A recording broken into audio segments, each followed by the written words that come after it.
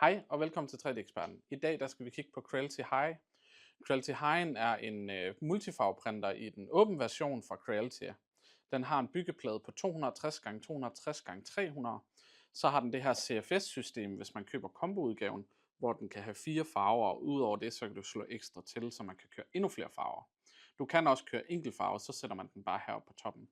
Men det er en hurtig printer.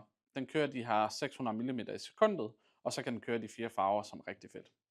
I sådan et sæt som den her, der får du lidt prøvefilament, du får noget værktøj, selvfølgelig brugermanualen, som man skulle huske at læse igennem, når man pakker den op første gang.